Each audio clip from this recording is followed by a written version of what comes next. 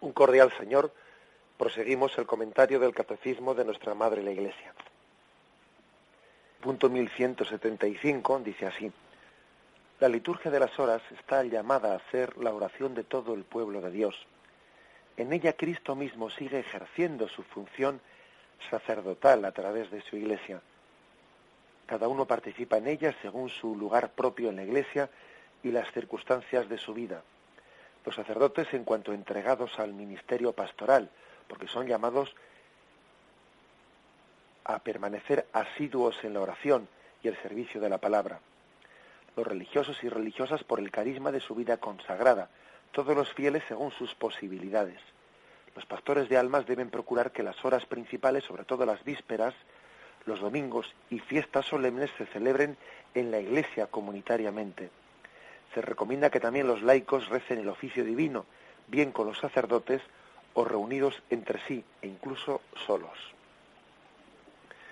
Bueno, pues como vemos aquí, este punto lo que hace es dar una vuelta de tuerca más, explicando que, lo que hemos dicho antes, de que luego también el rezo de la liturgia de las horas, como dice aquí, tiene lugar según circunstancias de su vida.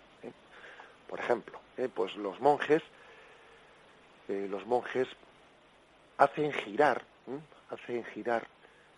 su vida en torno a ese rezo del oficio. Los monjes tienen configurada la jornada diaria en torno a la liturgia de las horas.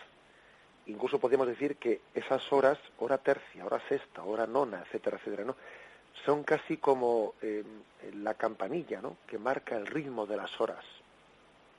Todo el resto de la jornada está configurada en torno a eso. Es como si fuese el reloj de la comunidad. Es la liturgia de las horas, queriendo con ello remarcar la centralidad, ¿no?, de la presencia de Cristo en nuestra historia.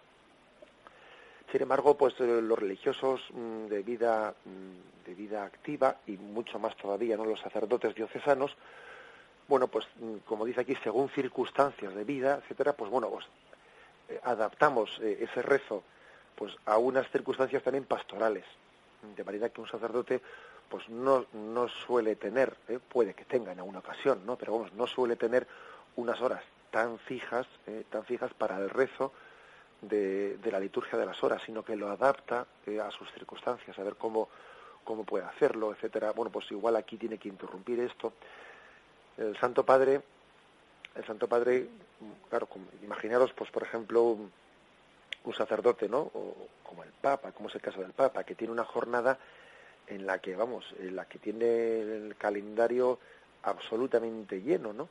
Pues cómo puede rezar en medio de la liturgia de las horas cuando tiene pues el Santo Padre entre una entrevista y otra, pues puede reservar 5 o 10 minutos para rezar en ese momento la liturgia de las horas, porque si claro, es verdad que uno dice, bueno, puede haber alguna circunstancia muy particular en la que a uno le puede decir, bueno, pues que le dispense de poder sin rezar en un momento determinado una hora litúrgica.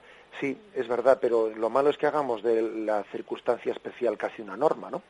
Y entonces, pues el Papa nos da una auténtica, a los sacerdotes, ¿no?, nos da una auténtica lección cuando pues programa incluso su trabajo pastoral de manera que pueda hacer presente en él pues esa oración de la liturgia de las horas para precisamente empapar el trabajo pastoral de esa presencia de Cristo entre nosotros.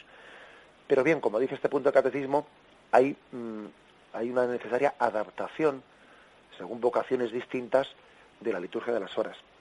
Siempre tiene, por ejemplo, siempre tiene más valor, si es posible, rezarlo comunitariamente. Bien, pero no siempre es posible, no siempre es posible el rezo comunitario. Entonces incluso aquí dice que incluso los laicos, pues si pueden rezarlo solos, pues solos, o sea, si no tienen otra forma de rezarlo comunitariamente, pues solos. Aquí una afirmación pues fuerte es la afirmación de que se invita a las parroquias, se invita a que especialmente los domingos y fiestas solemnes y las vísperas celebren en la iglesia comunitariamente alguna hora, sobre todo las vísperas, dice. Bueno, la verdad es que eso es otra cosa importantísima, porque con cuánta con cuánta frecuencia muchas iglesias tienen culto exclusivamente para celebrar la Santa Misa. Más aún, a veces las iglesias se abren exclusivamente para celebrar la misa y luego se cierran, ¿no? Y claro, esto conlleva que incluso en nuestro lenguaje muchos niños están equivocando la palabra iglesia con la palabra misa. Y, por ejemplo, vamos de excursión en la catequesis y entramos en una ermita, lo que sea, y después vamos a otro lugar y entramos en otra ermita, visitamos otro lugar, y luego van a casa diciendo, mamá, hemos tenido 2 misas. No hemos tenido 2 misas, no, hemos visitado 2 iglesias, que es distinto. Pero es que los niños han llegado a confundir la palabra misa con la palabra iglesia. ¿Y por qué ha llegado a ocurrir eso? Pues porque ellos no han visto nunca un culto distinto en una iglesia de lo que podríamos decir que es una Santa Misa. Nunca han visto unas vísperas, nunca han visto una adoración al Santísimo fuera de la Santa Misa, ¿no? Hemos empobrecido a veces, ¿no? Pues el culto, no porque la misa sea pobre, la misa no es pobre en absoluto, ¿no? Pero porque no lo hemos prolongado, porque en el fondo la liturgia de las horas o la adoración eucarística es una prolongación de la Santa Misa. Entonces, bueno, pues yo creo que esta recomendación, ¿no?, que hace este punto del catecismo, de que también se rece la liturgia de las horas, ¿no?, especialmente a las vísperas, pues en algunos, aunque sean en algunas solemnidades determinadas, haría mucho bien para que entendamos y prolonguemos la Santa Misa. La adoración nocturna hace también un gran servicio, porque la adoración nocturna incluye la oración litúrgica de las vísperas, del oficio divino, del oficio de lecturas, lo incluye en esa adoración, con lo cual es una manera también pues muy perfecta, muy adecuada de introducirnos en la oración pública de la Iglesia. Fijaros que la adoración nocturna pues es una asociación pues privada, ¿no?, que no es la misma Iglesia en su jerarquía la que la ha formado, sino que ha sido un carisma dentro de la Iglesia. Sí, ha sido un carisma, pero hay que reconocer que ha integrado la oración pública de la Iglesia dentro de su propio carisma, y eso pues hace un gran bien a la Iglesia. Bien, pues me despido con la bendición de Dios Todopoderoso. Padre, Hijo y Espíritu Santo, descienda sobre vosotros. Alabado sea Jesucristo.